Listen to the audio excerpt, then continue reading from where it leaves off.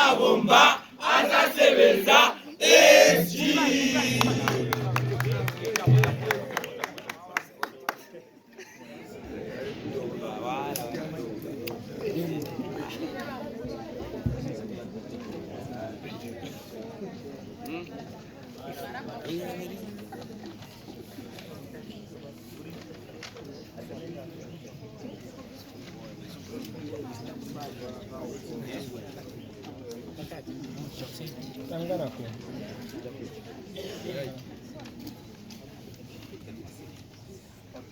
Distinguished and honored guests, colleagues, members of the media fraternity, and many fellow citizens, my name is Albert Manjulonje.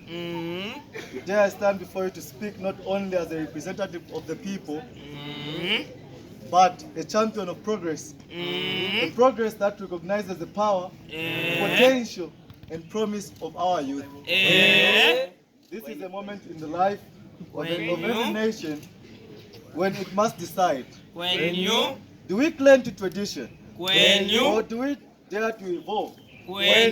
That moment is now. And the evolution we need is simple, bold, and long overdue. To bring our young people into the heart of decision making. This is why I raise in strong and unwavering support of the proposed Article 47(2) and Article 68(c) in Bill number 7 of the 2025 in the laws of Zambia. A legislative step that opens the doors of Parliament to our youth and invites not as guests but as equals. This article is not symbolic, it is structural. It offers a framework to reserve seats for young representatives, to establish pathways for youth advisory councils, and to ensure equitable participation for those under 35 years in the legislative process. Let us be clear. The youth of this country are not apathetic. They are engaged, they are organized, innovative, and challenging the status of this country. What they lack is not capability, but access. And this is exactly what Bill 7 provides. It provides access, opportunity, and representation. The bill recognizes that governance is strongest when diverse, not just in gender, ethnicity, or geography, but generational perspective. It acknowledges the solutions to modern problems: climate change, technology, employment, education. Demand fresh ideas and fearless voices. Who better to speak on the future than those who live in it? We must strong treating youth participation as a privilege. Massive.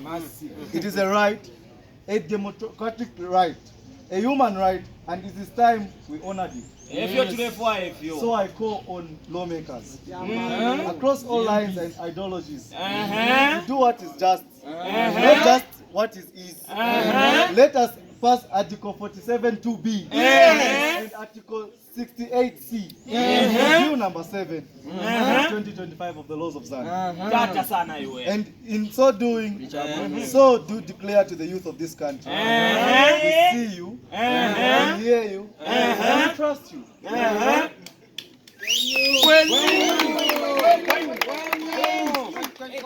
Let this sitting parliament be remembered as the one that didn't just talk about youth inclusion, but legislated into existence, not in beginning, into tangible reality. The future is not something we prepare for the youth. The future is what we prepare with the youth. And thank you.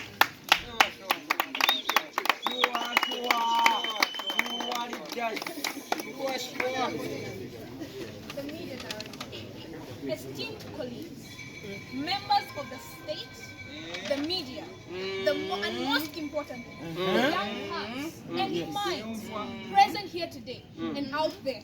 My name is Guy. Today I rise, not just to speak, but to ignite a vision. A vision where our parliament is not merely a mirror of the past, but a window to the future. A vision where the voices of the young are not silenced, ignored, or patronized, but welcomed, empowered, and trusted. As a young lady, there are many things that have compelled me to be a friend of Bally. Firstly, the meal allowances. The meal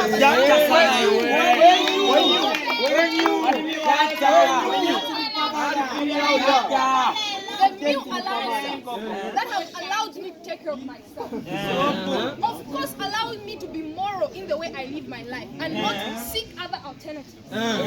Student loans that have paid for our bills, allowing us to be in highly esteemed institutions like the University of Zambia, the Belt University, Chalimbana University. Free education for the young children out there. I would like to pose a question to you.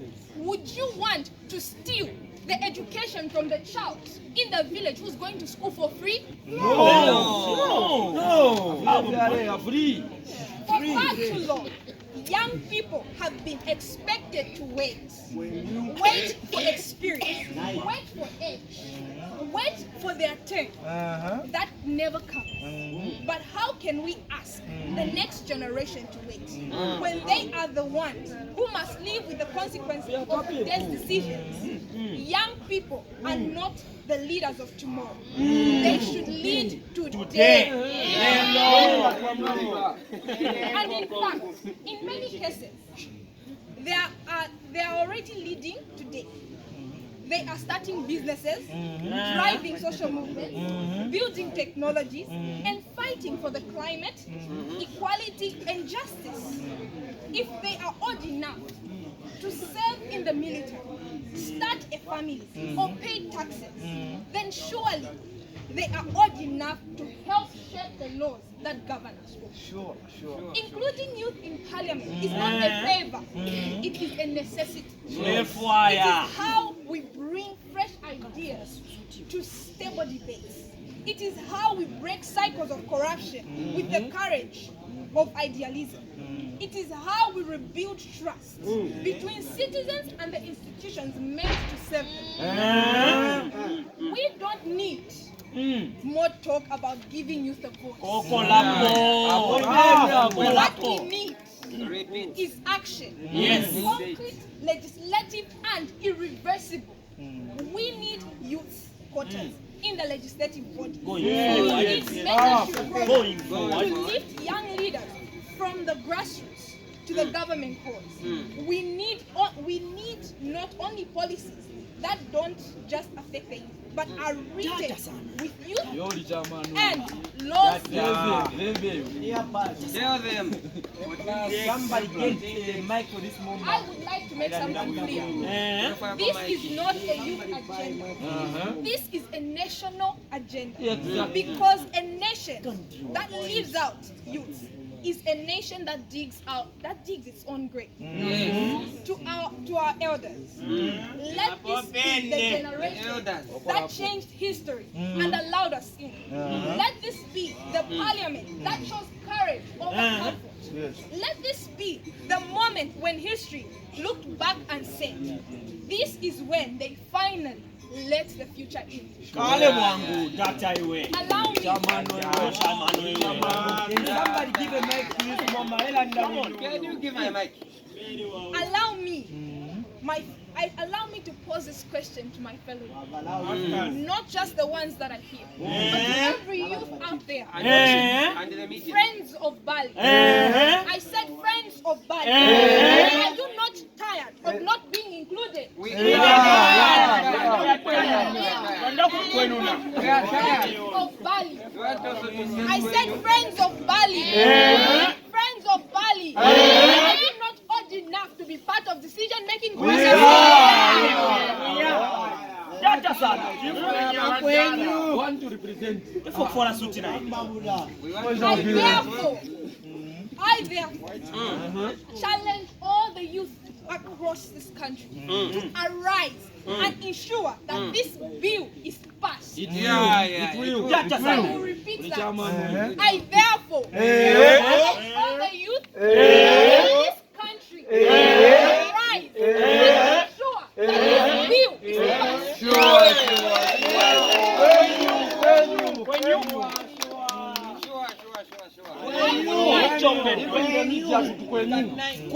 I would like to take this moment to thank the President for loving us, the youth, so much that his government is willing to include us in decision-making processes.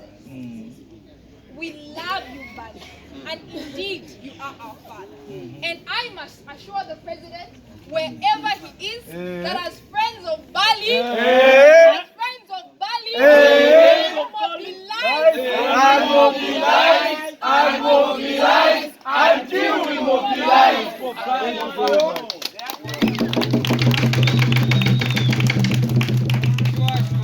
One label. Distinguished guests, ladies and gentlemen, on behalf of all of us gathered here, we, the Friends of Bally, extend a sincere gratitude to our President, Mr. Hagai, for his visionary leadership and for championing the inclusion of youth in Parliament through the proposed Article 47 2B and Article 63C in the Bill 7 of 2025 of the law of Zambia. These reforms mark a turning point in our nation's democratic journey. Your commitment to empowering the next generation speaks volume, and we, the youth, are inspired and are deeply grateful.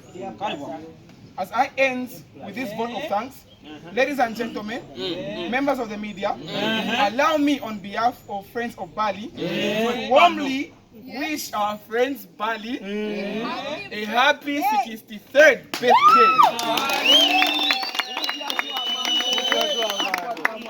Mr. President, may this new year of your life be filled with continued strength, wisdom, and good health. Thank you, and God bless our nation.